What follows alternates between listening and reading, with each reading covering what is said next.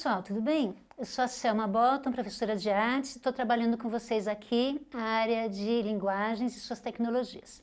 Na aula passada, nós falamos sobre o consumo sob o enfoque das artes, como os artistas ou criticavam, ou elogiavam, ou ironizavam o consumo da nossa sociedade. Hoje a gente vai continuar com esse assunto, mas vai ser sobre as obras de arte como mercadorias, porque elas são. Elas têm valor, elas têm preço, elas são vendidas, elas são compradas, elas têm um mercado próprio. Vamos começar? A imagem que abriu essa aula é de um artista brasileiro chamado Romero Brito. Você já deve ter visto imagens dele, porque ele é muito popular no Brasil, no exterior. Inclusive ele mora nos Estados Unidos e tem uma empresa com muitos funcionários que trabalham com essa venda, né? Essa venda de sua obra. E ele não faz só pintura. As imagens dele estão reproduzidas em inúmeros produtos. Camiseta, caneca, caderno, mochila, guarda-chuva, uma infinidade de produtos. Além de ele produzir muitas mercadorias com as imagens que ele cria, ele também é muito pirateado. Então tem muitas outras pessoas que usam as imagens dele para estampar em seus produtos também. O Romero Brito ele é considerado um recorde no consumo da arte. Um recorde de vendas e de reproduções das imagens que ele faz, que são muito coloridas e também muito populares. Além disso que nós vimos, da arte ser usada em produtos, tem várias outras maneiras da gente pagar pela arte que a gente consome. Vocês mesmos, quantas vezes já não pagaram por um ingresso de cinema, para um show, a mensalidade do streaming, para a gente ver nossas séries, uma camiseta que é estampada com a imagem de uma banda de rock ou um quadro famoso. Várias maneiras. E quem é que dá esse valor para as obras? Como é que esse valor é atribuído? Às vezes, os próprios artistas ou seus agentes decidem o valor das obras, mas às vezes esse valor flutua conforme os interesses da sociedade que vai consumir as produções. Por exemplo, se uma canção é muito reproduzida nas mídias, na TV, na rádio, no streaming, o autor ou intérprete pode cobrar cada vez mais por suas apresentações. Outro exemplo. Quando um pintor famoso morre, suas obras aumentam repentinamente de valor só porque ele acabou de falecer. Mas tem uns exemplos difíceis de entender como que aquela obra foi precificada, quem pagaria por aquela situação, é isso que a gente vai ver agora. Mais uma vez, eu vou trazer o artista Banksy. Lembra? Aquele que é anônimo, grafiteiro, irônico. Ele ficou muito conhecido com as suas pichações. E tem gente que quer comprar a pichação dele. Como é que você compra uma pichação? Nesse exemplo que a gente está vendo nessa imagem, uma pessoa comprou um pedaço da parede do prédio onde o grafite foi feito. É estranho, né? É estranho, mas ele comprou e pagou muito. E pagou milhões de dólares por um pedaço da parede onde estava um grafite que ela podia ver de graça.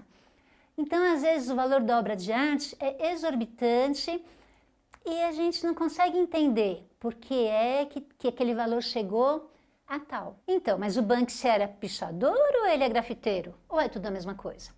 Olha, na linguagem artística, pichador e grafiteiro é a mesma coisa. Pichação, grafite, é a mesma linguagem artística.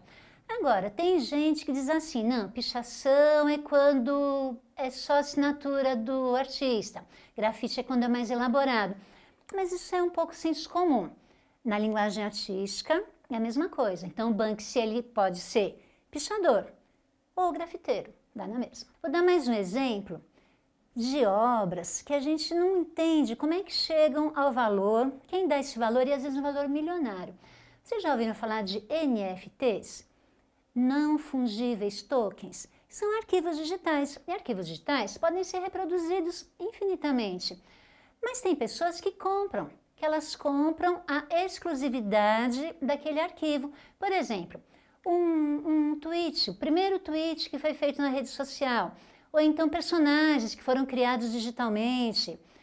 E a pessoa compra, ela tem a propriedade daquele arquivo, mas aquele arquivo ele pode ser reproduzido. Como é que a gente vai entender isso? Por que a pessoa vai querer ter essa propriedade particular, como se ela tivesse um quadro, ou como se ela tivesse uma escultura? Esses são os tempos contemporâneos, né? E a arte vai acompanhando a tecnologia, o desenvolvimento da sociedade, E talvez a pessoa que queira ter esse arquivo para si seja do mesmo tipo daquela que quer ter um pedaço de muro para si, coisas que ela poderia apreciar gratuitamente. Essa imagem que nós estamos vendo são de personagens chamados CryptoPunks. Eles são a primeira série de arte digital que foi vendida através das NFTs. Hoje já são mais de 10 mil personagens e a venda deles já movimentou mais de 90 milhões de dólares. 90 milhões de dólares.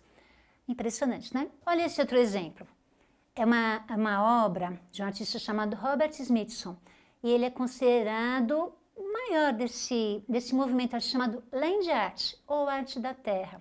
Então, qual que era a intenção desses artistas, né? Dele e de outros, né? Do grupo?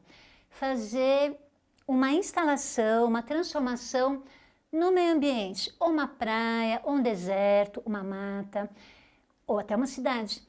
E o que ele fazia? Ele ia lá com uma ideia e agia sobre aquele ambiente. Essa obra, ela é uma obra efêmera. A gente está vendo que nessa obra, uma praia. Então, quando a maré subir, todo esse trabalho que ele teve fazendo essa espiral, que inclusive é o nome da obra, vai se perder. Como é que se vende e como é que se compra uma obra assim? O que os artistas fazem? Geralmente eles registram fotografia, vídeo, áudio, e é esse produto de mídia que eles vendem para o consumidor, né? Para quem se interessa em ser o proprietário desse tipo de arte. Bom, gente, vamos encerrando hoje por aqui. Espero que vocês tenham gostado e que consultem na plataforma os links do Saiba Mais, porque são bem interessantes. Agora, eu vou deixar uma frase para a gente refletir sobre toda essa conversa de preço das coisas, esse preço que a gente não sabe como ele é atribuído. É uma frase muito simples, mas que eu acredito que é muito certa, que é que as coisas mais importantes da vida são de graça, né? Não é isso, gente. Bons estudos, até a próxima e vou finalizando por aqui.